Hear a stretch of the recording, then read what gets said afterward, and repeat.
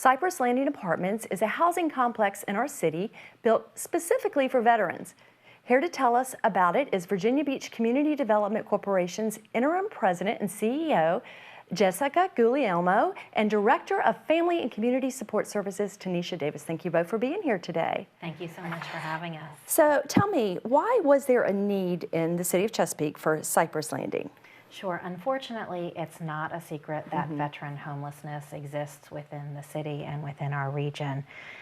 In fact, HUD homeless data from the 2018 point in time count indicated that there were 122 homeless veteran individuals in the south side of the area. And Cypress Landing is a permanent solution to veteran homelessness in the city of Chesapeake and also in surrounding cities. And it is a new construction, 50-unit, permanent supportive housing development that's being constructed in the Battlefield Boulevard of the city. And it's the rendering is right behind us here. And the project, to give you a little bit of information on the background, it was born out of a vision that Chesapeake city leaders had to end veteran homelessness in their city. And the pathway to that vision became clear when the current Mayor Rick West and Council Lady Deborah Ritter attended a ribbon cutting ceremony on a move-in day at Cedar Grove Apartments in the city of Virginia Beach. In 2013. So they got the idea, hey, we can do this in the city of Chesapeake. They did, and they saw that as a solution and wanted to know what can we do to replicate this development in the city of Chesapeake. And so that is when discussions began with Second Act Communities and Virginia Beach Community Development Corporation, who were developers, co-developers of Cedar Grove Apartments, and Second Act Communities is then the lead developer on Cypress Landing Apartments. Okay. So if I could continue, sure, the project received overwhelming support from city leaders, and the city ended up selecting a parcel and donating that land to Cypress Landing. And at that time, Second Act Communities, who I mentioned was the developer, wrote many different funding applications. We had to cobble together about 8 different sources in order to make this project a reality. And when Second Act Communities received word that their tax credit application was approved, that's when the vision really cemented, and we knew that we could move forward with Cypress Landing. So that was a serious process. Very much so. Yes, a multi-year process. Absolutely, and it's beautiful. I've actually seen it. It's located behind the hospital. It is. It is. Now, what are the requirements for veterans living in Cypress Landing?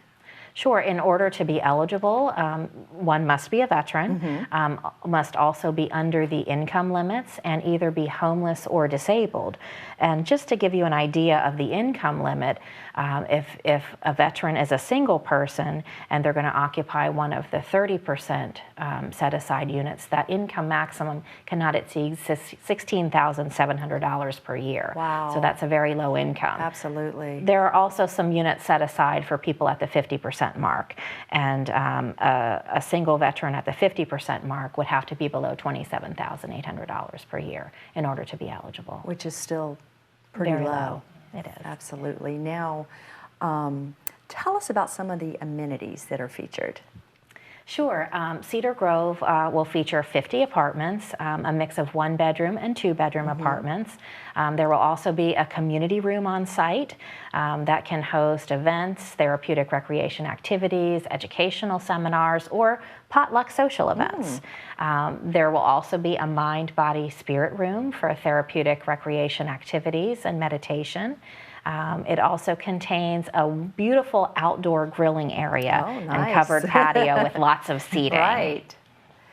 Now, what services and resources are available to the tenants?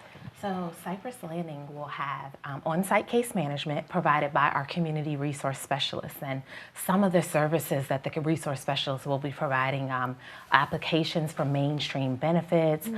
They will do referrals to the VA to make sure that the veterans, if they haven't already connected, to determine their eligibility for VA benefits or VA services. We will also focus on applications for disability, whether that be Social Security disability, again, also VA disability. And then we also will focus on employment. we have had a great opportunity to have partnerships in this community.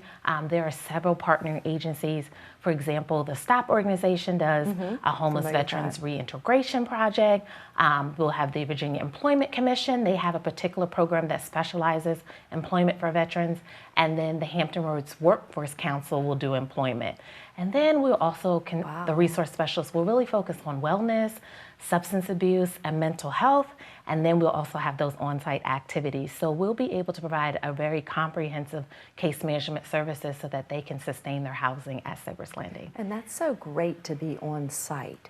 So they don't have to physically go someplace else where other people are. Now, that brings up a question, I guess. Is this just, these resources are available just to tenants of Cypress Landing? Yes, it will be the veterans and the veterans who have other additional household members. Okay. Yes. So if someone does live there and they are a veteran, may their spouse live there or dependents as well? Yes, as long as they qualify As long as a as they household. qualified as a household income-wise. Yes. Okay.